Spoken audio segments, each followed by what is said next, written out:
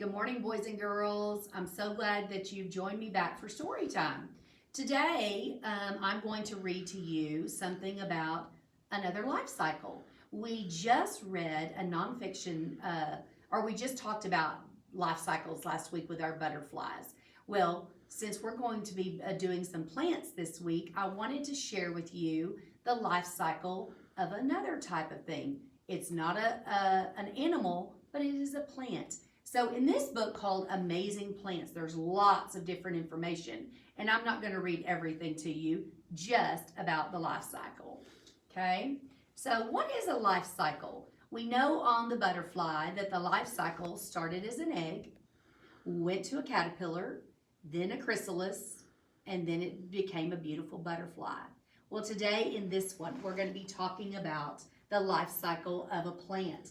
Right here, this is a beautiful sunflower, and I love whenever I'm driving down the highway and I see these beautiful fields of sunflowers. Well, this is not much different than the life cycle of a butterfly. However, they have more stages.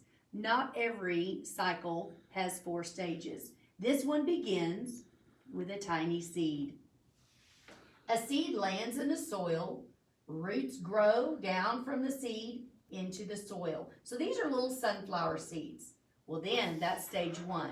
When we go to stage 2, the stem pops up and it grows up and it pushes through the soil. Well, this is a tiny little seedling.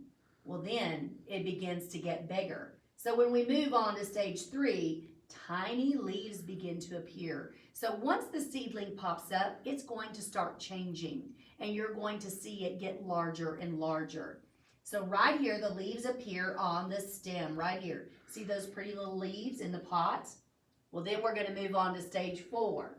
And the stem grows taller and stronger. And look, we've got more leaves, and the leaves get bigger. The leaves are what draws the nutrients from the stem of the plant to make it grow. Well, then we're going to move on to cycle 5. Which is when a bud appears and grows into the flower. That's just like I have some peach trees at home, and they were blooming the other day, and they had beautiful little pink flowers. Everywhere that bloom is going to be is going to be a peach. So I went out there this morning and I took some pictures. I had some little bitty green peaches on there.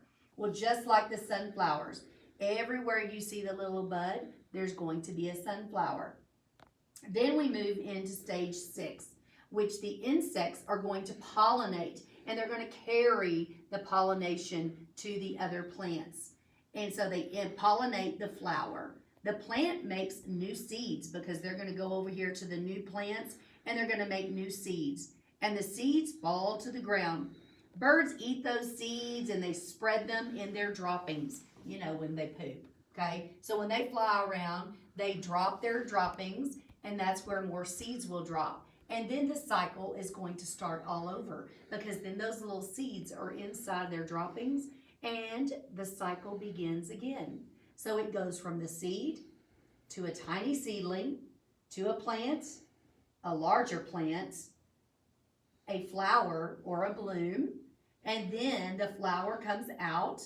The birds pollinate, carry it from place to place, and then they drop new seeds. That is the life cycle of a plant. And so I wanted you to see this since we had just started, or last week we finished talking about the life cycle of the butterfly. So I need you to be looking forward to some activities that you're going to be doing this week with some plants. All right? Thanks for joining me, and I'll see you next time. Love you guys.